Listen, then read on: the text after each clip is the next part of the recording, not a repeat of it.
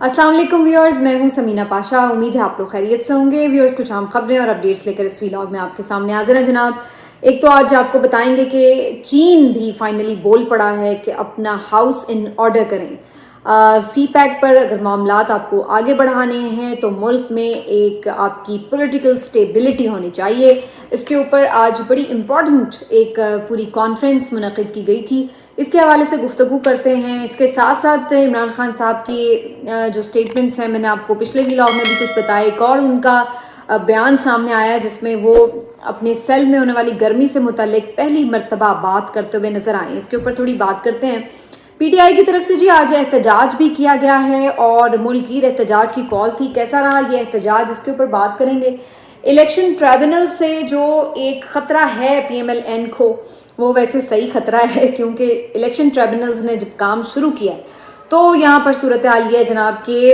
अब खतरे की घंटियां बजना शुरू हो गई हैं बड़े बड़े अहम लोगों के लिए। ये मैं क्यों कह रही हूँ इसके ऊपर बात करेंगे और इसके साथ साथ कुछ अहम केस भी फिक्स हो रहे हैं, उनके ऊपर भी बात करना बड़ा ज़रूरी है। आपसे रिक्वेस्ट है कि चैनल को सब्सक्राइब कर लें अगर अभी तक सब्सक्राइब नहीं किया।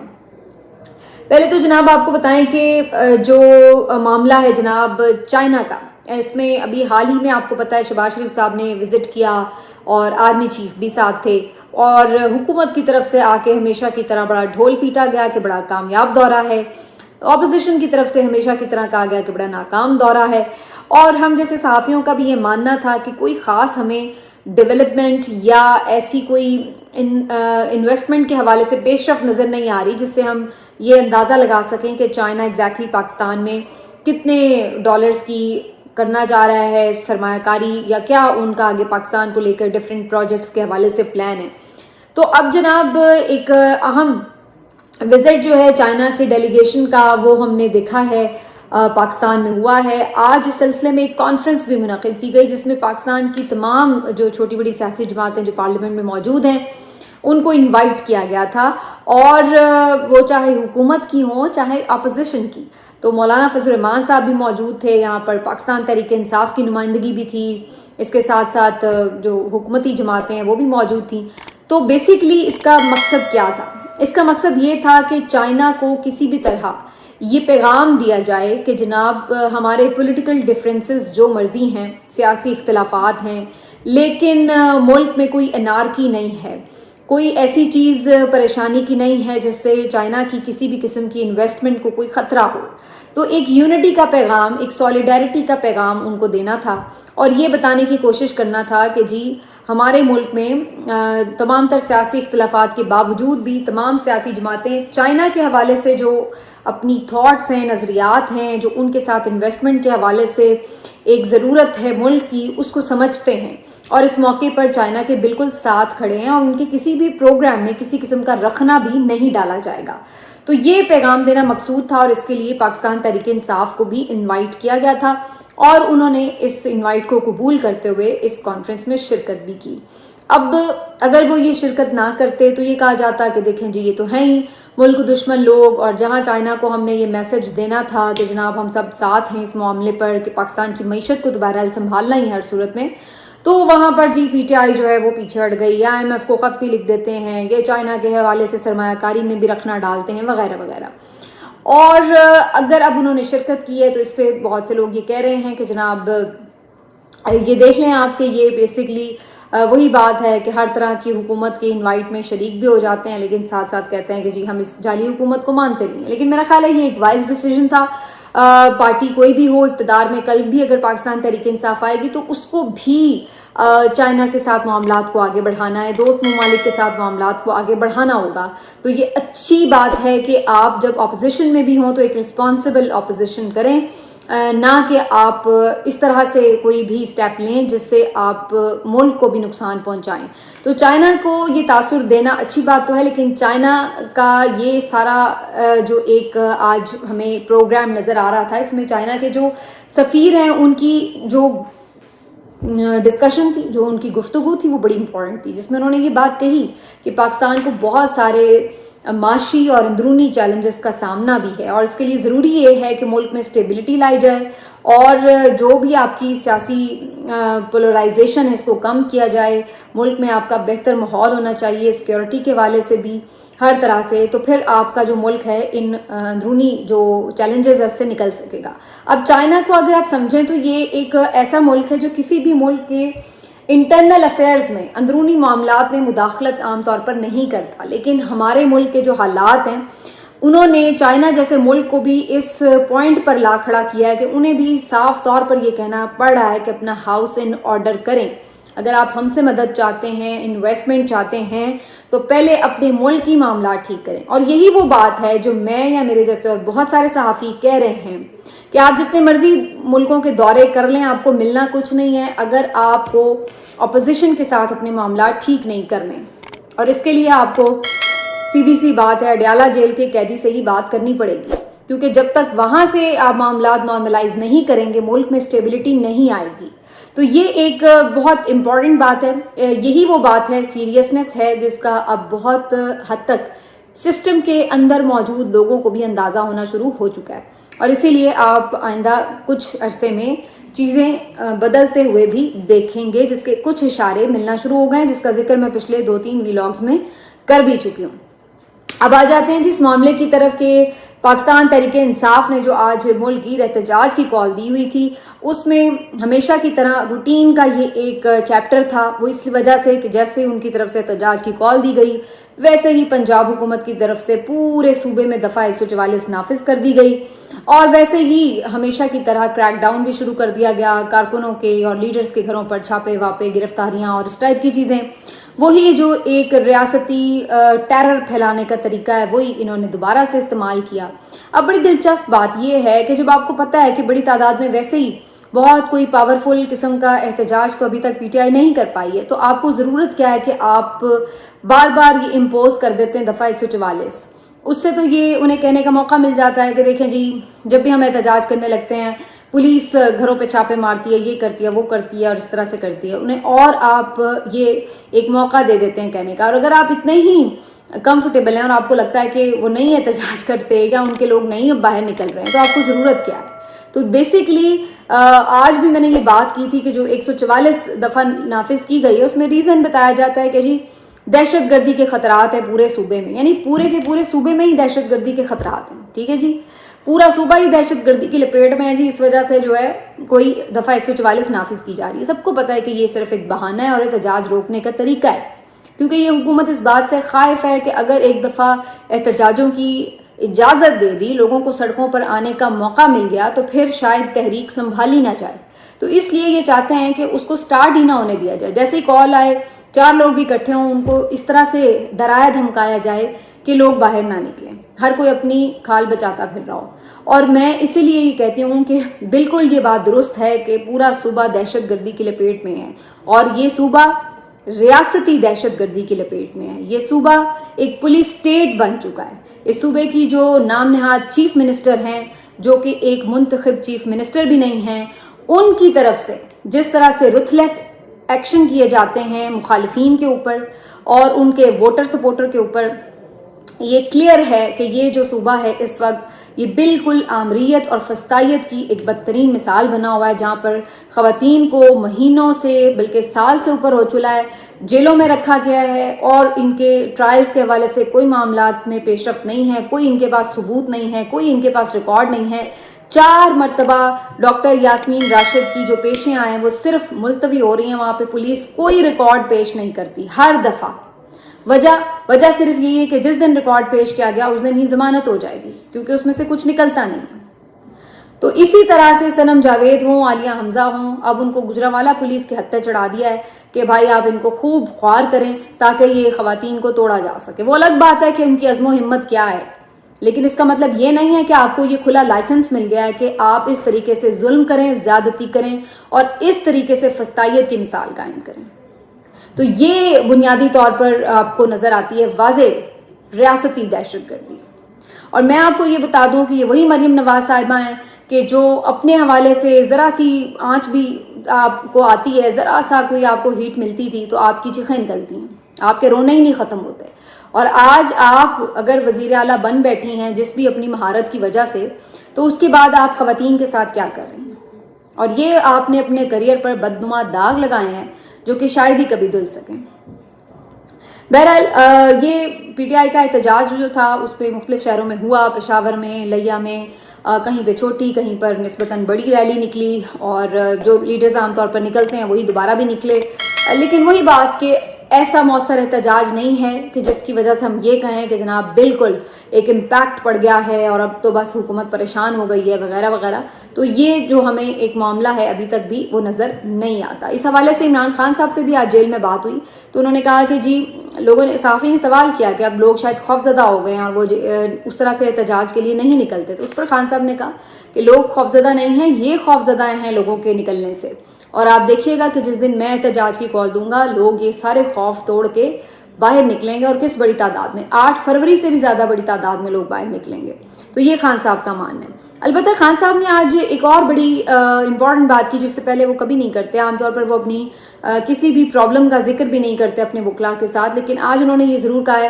کہ پنکھا ان کا بند رہتا ہے اور جس کی وجہ سے جو ان کا چھوٹا سا کمرہ ہے وہ بالکل ایک اوون کی طرح محسوس ہوتا ہے، اتنی شدید اس میں گرمی ہوتی ہے جیسے تندور ہوتا ہے، اتنی ہیٹ ہوتی ہے۔ اور آپ سب ظاہر ہے جو پاکستان میں موجود ہیں، جو دیکھ رہے ہیں، جو فیل کر رہے ہیں موسم کو، انہیں پتہ ہے کہ کس قدر شدید گرمی کی لپیٹ میں ہے پاکستان اس وقت۔ پچھلے 2 مہینے سے شدید ترین قسم کی ہیٹ ویو ہے، اور آپ یقین مانیے کہ اس قدر شدید گرمی ہے کہ مطلب اے سی اور کولر کے باوجود بھی آپ کی بس ہو جاتی ہے، اور یہاں پر آپ اندازہ لگائیں کہ ایک اتنے چھوٹے سے سیل میں جہاں پہ ہوا کا کوئی گزر نہیں ہے، وہاں پر بھی اگر پنکھا بھی دستیاب نہ ہو، وہ بھی بند ہو جائے تو کیا صورتحال ہوتی ہوگی۔ تو یہ بہت ہی تکلیف دہ بات ہے، اور میں اس پر وہ ضرور یاد کر رہی تھی کہ بہت سے اینکرز نے اپنے کپڑے پھاڑ لیے تھے اس بات کے اوپر کہ عمران خان نے امریکہ میں جا کے یہ بات کر دی کہ جی میں واپس جا کر نواز شریف کا اے سی اتروا دوں گا، اور پی ایم ایل این نے بھی اس بات کو بہت رویا پیٹا، اور آج تک اس کے تانے مارتے یہ لوگ تھکتے نہیں ہیں کہ جی نواز شریف کے ساتھ بڑا ظلم ہو گیا کہ عمران خان نے یہ بات بھی کیوں کر دی، اے سی اتروایا نہیں تھا، بات بھی کیوں کی کہ اے سی اتروا دوں گا۔ اور اس کے اوپر آج تک وہ عمران خان کو تانے مارتے ہیں، اور ان کے لائک مائنڈیڈ صحافی بھی۔ لیکن آج ان لائک مائنڈیڈ صحافیوں کے منہ سے ایک لفظ اس بات پہ نہیں نکلتا کہ عمران خان کے کمرے میں اے سی کیوں نہیں ہے، نواز شریف کے کمرے میں اے سی تھا، عمران خان کے کمرے میں اے سی کیوں نہیں ہے۔ اس بات پہ آپ بہت ماتم کرتے تھے کہ نواز شریف کا اے سی اتروانے کی بات بھی کیوں کی، اتنا ظالم، اتنا کم ظرف عمران خان، یہ وہ۔ آج آپ کو کوئی کم ظرف نظر نہیں آ رہا کہ کیوں عمران خان کو سابق وزیر اعظم ہوتے ہوئے بھی A کلاس کی فیسلٹی موجود نہیں ہے، جبکہ ساری دنیا جانتی ہے کہ ان کے اوپر جو کیسز ہیں ان کی بھی کیا قانونی حیثیت ہے، اور سب کو پتا ہے کہ یہ کیسز جو ہیں، اور آج اس وقت جس کیس میں وہ گرفتار ہے وہ عدت کیس ہے، جس کے اوپر آپ کے اپنے رہنما ٹی وی شوز میں بات نہیں کرنا چاہتے، انہیں پتا ہے کہ کتنے گھٹیا کیس ہیں، اور اس کے اوپر آپ لوگ جو ہیں ان کو جیل میں رکھ کے بیٹھے ہیں، اور اوپر سے اس طرح کی جیل میں رکھ کے بیٹھے ہیں، اور پھر بھی آپ لوگوں کو شرم نہیں آتی، آپ آ کے باہر یہ باتیں کرتے ہیں کہ جی یہ تو بڑی شاندار جیل ہے، یہ VIP جیل ہے، اور نہ ہی آج ہمیں وہ اینکرز نظر آتے ہیں کہ جو ان کو شرم دلا سکیں کہ بھائی آپ کو تو اے سی ملا ہوا تھا، ان کے کمرے میں کیوں نہیں اے سی آپ لگواتے، وہ بھی سابق وزیر اعظم ہیں، ان کو کیوں نہیں A کلاس سہولت دی جاتی۔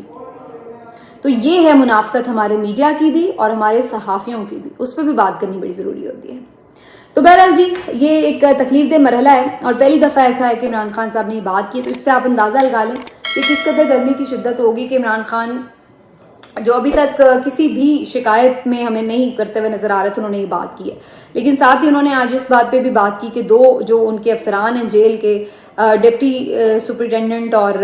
ایک اسسٹنٹ شاید سپرنٹینڈنٹ، ان کو بھی ریموو کیا گیا اور ان کی جگہ دوسرے بندے لائے گئے، حالانکہ عمران خان صاحب ان کی تعریف کر رہے تھے کہ وہ اچھے